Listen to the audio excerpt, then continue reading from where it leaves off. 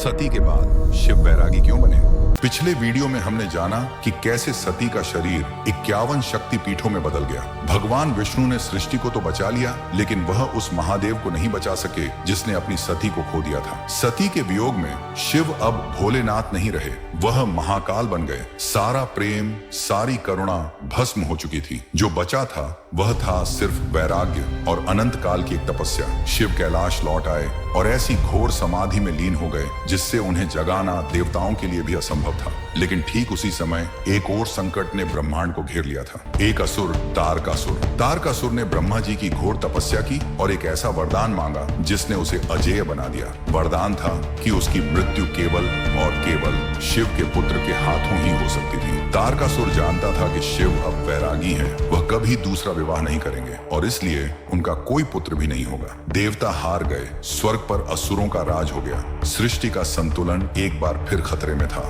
सभी देवता ब्रह्मा जी के पास गए। प्रभु, अब क्या होगा? ब्रह्मा जी ने आंखें खोली और मुस्कुराए। उन्होंने कहा, चिंता मत करो, जिसने सती के रूप में शिव को पाया था वह दोबारा जन्म लेगी। आदि शक्ति फिर से आ रही है। और इस प्रकार पर्वत राज हिमालय के घर स्वयं देवी सती ने पार्वती के रूप में पुनर्जन्म लिया। बचपन से ही पार्वती का मन किसी और खेल में नहीं, सिर्फ शिव की भक्ति में लगता था। वह बड़ी हुई और उनके मन में केवल एक ही संकल्प था, महादेव को अपने पति के रूप में पाना। नारद मुनि ने भी भविष्यवाणी की कि उनका विवाह शिव से ही होगा। पार्वती ने अपना राजपाट छोड़ा और शिव को पाने के लिए उनकी सेवा करने कैलाश पहुंच गई। पार्वती हर दिन महादेव की सेवा करती, वह उनके लिए फल लाती, उनके ध्यान स्थान को साफ करती, लेकिन शिव की समाधि नहीं टूटी। वर्षों बीत गए, पार्वती की सेवा सफल नहीं हुई। यह देखकर देवताओं ने धैर्य खो दिया। उन्हें तारकासुर का अंत जल्दी चाहिए था, इसीलिए उन्होंने एक योजना बनाई। देवताओं ने प्रेम के देवता कामदेव को शिव की तपस्या भंग करने के लिए भेजा। योजना थी कि जैसे ही पार्वती शिव के सामने आए, कामदेव उन पर अपना प्रेम बाण चला दें ताकि शिव के मन में पार्वती के लिए प्रेम जागृत हो। जैसे ही पार्वती ने शिव को देखा, कामदेव ने अपना पुष्प बाण चला दिया। बाण सीधा शिव के हृदय में लगा। शिव का ध्यान टूट गया, उनकी आंखें खुली, लेकिन उन आंखों में प्रेम नहीं, प्रलयंकारी क्रोध था।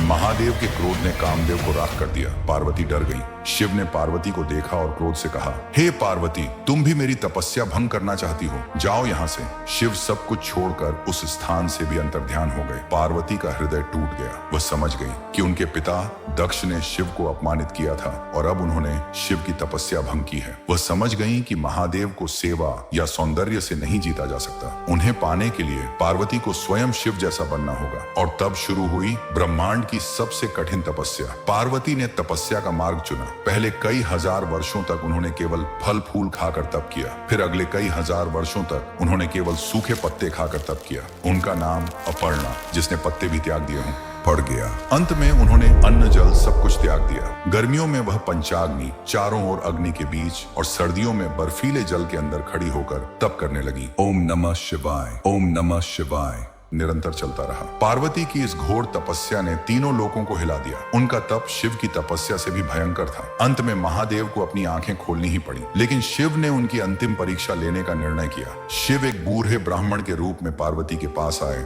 और उनकी परीक्षा लेने के लिए शिव की ही बुराई करने लगे। उन्होंने कहा, अरे देवी, तुम क्यों उस श्मशानवासी, भस्म लगाने वाले नग्न योगी के लिए तप कर रही हो? मुझसे विवाह कर लो। यह सुनते ही पार्वती को क्रोध आ गया। उन्होंने कहा, चुप हो जाओ, तुम मेरे महादेव को नहीं जानते, मैं तुमसे बात भी नहीं करूंगी। पार्वती का यह अगाध प्रेम और निष्ठा देखकर शिव अपने असली रूप में प्रकट हो गए। वह मुस्कुरा रहे थे। पार्वती ने जैसे ही अपने महादेव को सामने देखा, उनकी हजारों वर्षों की तपस्या सफल हो गई। यह कहानी है इच्छा, कामा पर तपस्या, तपस्या की जीत की। यह कहानी है कि सच्चा प्रेम सुंदरता या सेवा से नहीं, बल्कि समर्पण और त्याग से मिलता है। इसी महाविवाह के बाद शिव और पार्वती के पुत्र कार्तिकेय का जन्म हुआ, जिन्होंने अंततः तारकासुर का वध किया और सृष्टि में धर्म की पुनर्स्थापना की। शिव और पार्वती की यह दिव्य प्रेम कथा अगर आपके दिल को छू गई हो तो कमेंट्स में हर हर महादेव लिखना ना भूलें। और ऐसी ही पौराणिक कथाओं के लिए हमारे साथ जुड़ते रहें।